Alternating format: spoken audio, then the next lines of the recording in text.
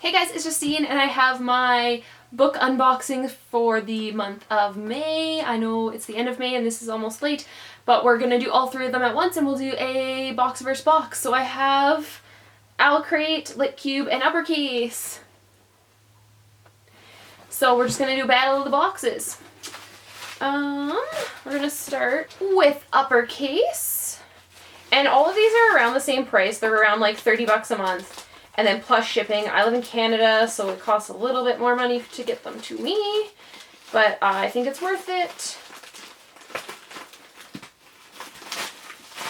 Alright, so it always, like, Uppercase always comes in like this mailer, but then it's actually in an Uppercase bag each month, so I really like that. But now I have an abundance of them. Oh, there's always a note here. I'm going to try to find it. From Lisa, the curator. So it tells you what the box includes, and it has a handwritten note. Hi, Justine. The power to overcome fear can be a long, tough journey, and that's what makes this story so relatable. The relationships and positive portrayal of therapy create a thoughtful, moving narrative about control and letting go. Happy reading, Lisa. So I just think that's like a really cute touch. The first thing I'm pulling out is the picture of Earl Grey. Novelties tea. Yay! So it looks like this, and I love Earl Grey. So it's organic. Oh, the picture of Earl Grey. So sorry, it's not Earl Grey. Organic jasmine green tea with a rose blended bergamot to radiate hedonism and beauty, and wait for your reflections eternally. So it's like a jasmine green tea, Earl Grey black tea, rose petals, natural flavors. So that's cool. And then there's also Dawn Quick's tea was one of the other flavors. So I think that's cool. It's a loose tea. I do have little things. I love tea. I don't drink coffee, so I'm super glad it was tea. Oops. Life is a risk. Girl against the universe. Oh, that might have just been a spoiler, but I got this little sticker, I think. I feel like it's a sticker, yes. And then you always get, well, you didn't always get it, but you get it now. It's a bookmark that tells you kind of little hints and extras. So if you're like, it tells you a page number and then a code to put in, and you put it in on the website, and then it gives you little extras. So I really like that part. That's one of my favorite things about Litcube. Or Litcube Uppercase. One of my favorite things about Uppercase. And then we have some postcards, I think. Yes. Whole schwack of them. So, greetings from paradise. This one's cool. It's like a fantasy one. Okay, they're all exactly the same. So we have 5 of the same postcards. So, greetings from paradise. And it has like a Hobbit thing, and like the Statue of Liberty, and Divergent, and I don't know what the rest are. It looks like Hagrid's little house, and like Hogwarts, and then it's like the caterpillar.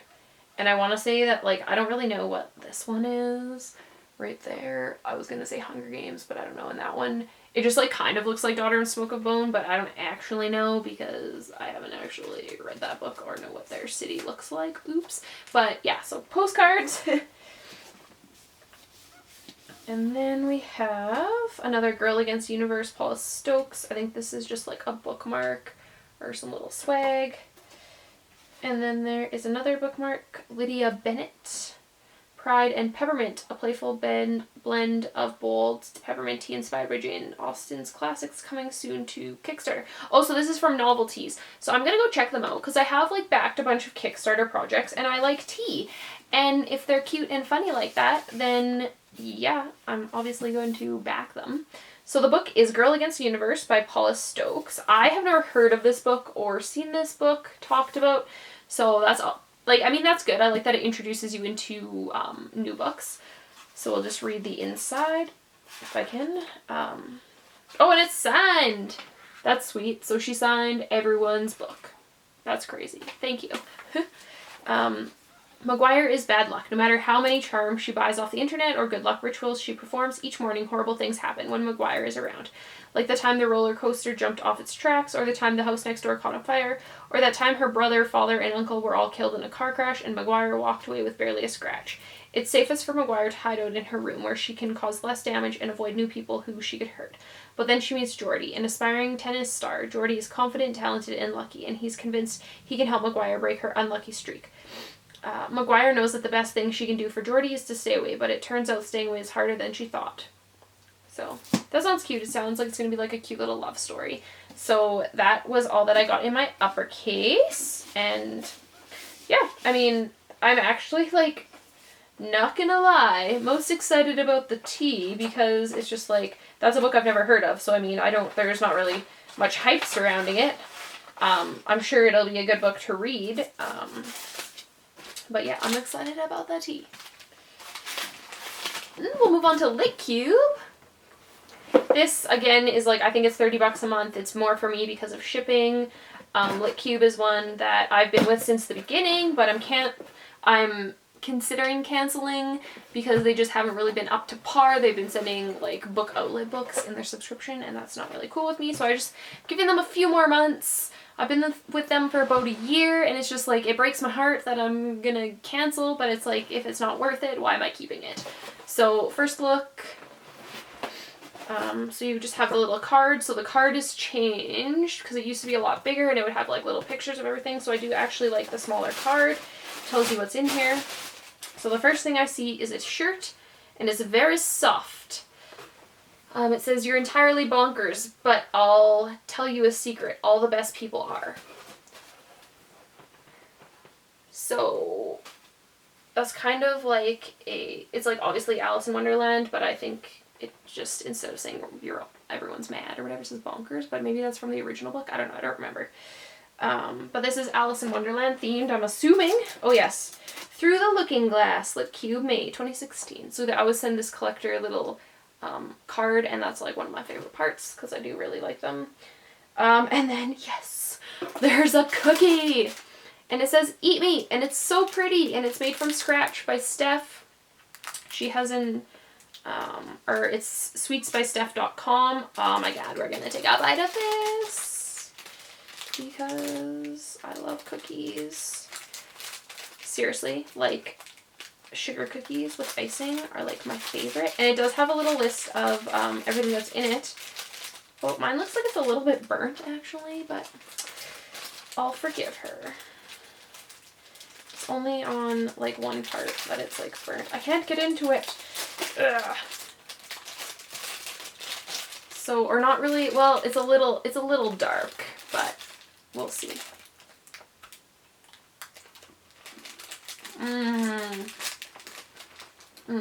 Doesn't even matter. Tastes so good. And then we have a Litcube exclusive little bag. Alice in Wonderland, Lewis Carroll. So it looks like that.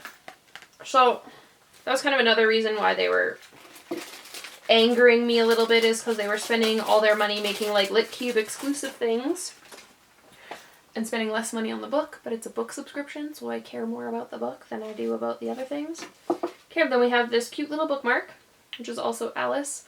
Starinmypocket.net by Star Mezemi. Really cute. Curious and Curiouser by Stargirl.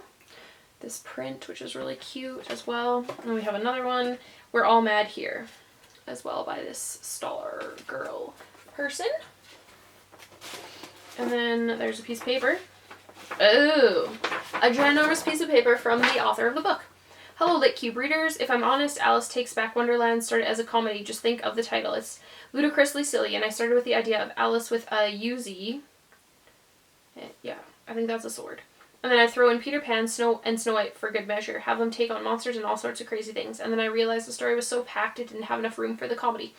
And that I really just wanted to write what sounded like a fun story. But what really made the book click with me wasn't the insanity of it, which I made sure to dial up as much as possible. The story came together when I made it deeply personal.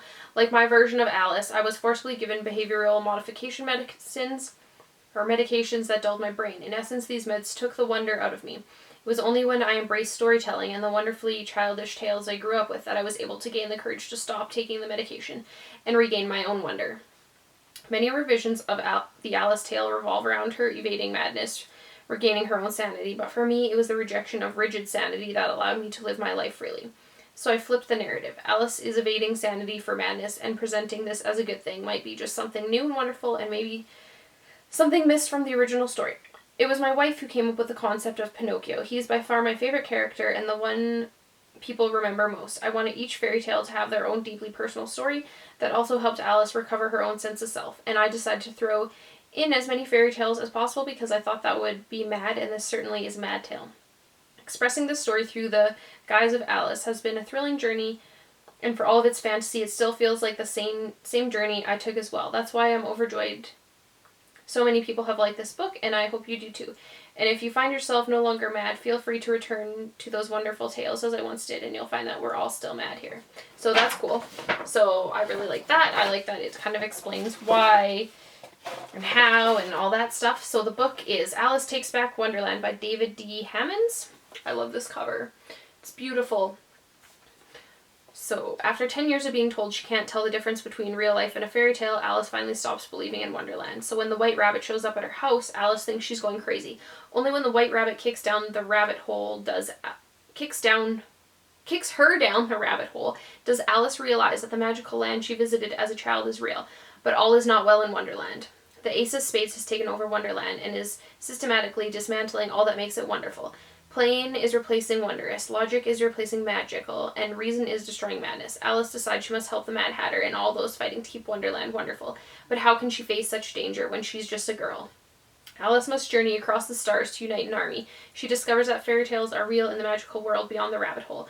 But they are not the fairy tales she knows. Fairy tales have dangers and adventures of their own, and Alice must overcome the trials of these old stories if she wants to unite the lands against Ace. So that sounds awesome. This is by Curiosity Quills Press, so I feel it's like an indie book, which that's the main reason I really liked Litcube at the beginning, because they sent indie books, and then they didn't, and then, yeah. So, and then last thing is another Through the Looking Glass.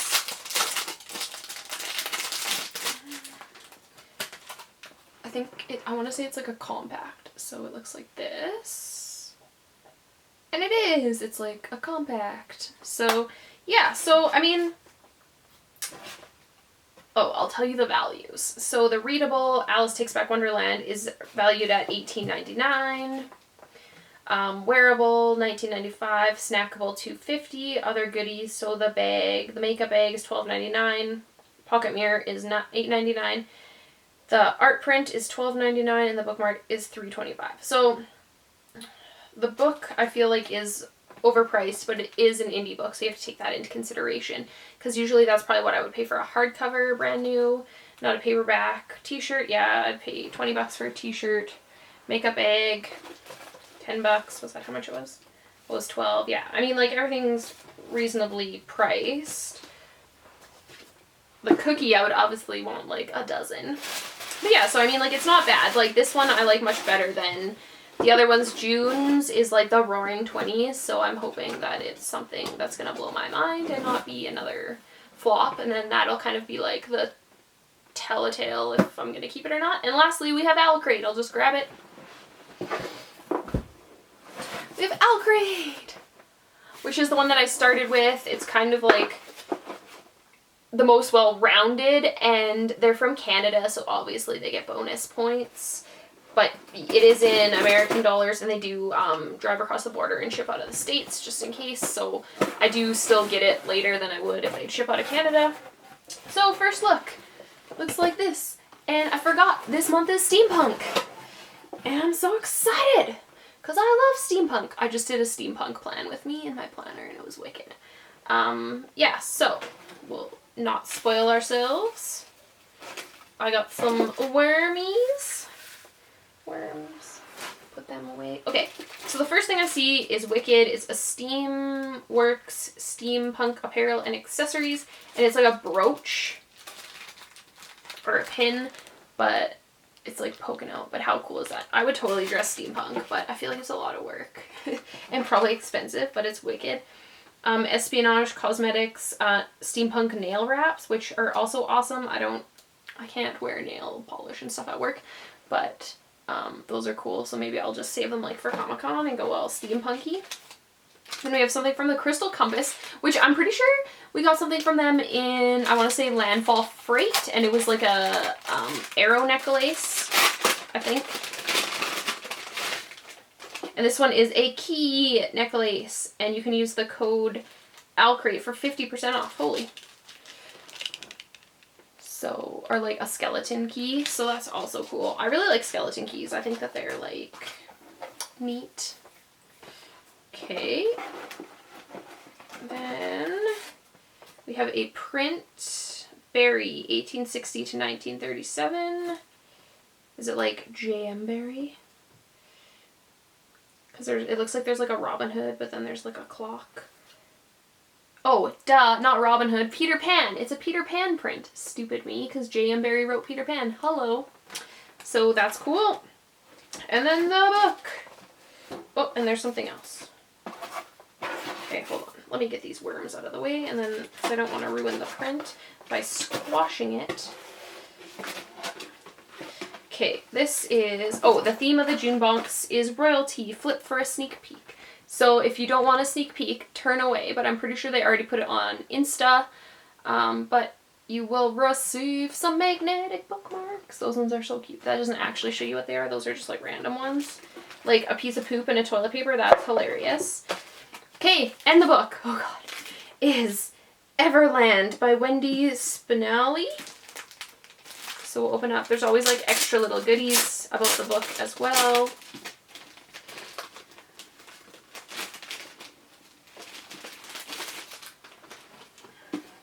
Okay, so I'm just going to show you. If I don't aspirate on my own saliva. Okay, there are some metallic tattoos, woo, that are steampunky. And then there's a note from the author. So I'm going to read this. I think we always get one, but I'll read this one too. Dear Owlcrate readers, hello, I'm so thrilled to share Everland with you. We've all heard the story of Peter Pan, but this is a twist on the classic childhood story with darker deeds, higher stakes, and a reimagining of the original characters and some steampunk elements thrown in for fun. Oh, and kissing. Not the thimble kind. Confession. When I was a kid, I was 110% certain the book Peter Pan and Wendy was written about me, so imagine my surprise when I grew up and really should have listened to Peter. And found out that my mother certainly did name me Wendy from J.M. Barrie's story. That right there seems enough of a reason to write a retelling of Peter Pan and Wendy. But there's more. 18 years after my mother gave me my name, I found myself wondering as a character actress at Disneyland in Anaheim, California, are working. Needless to say, I fell in love with all things fairy tale, make-believe, and of course Peter Pan.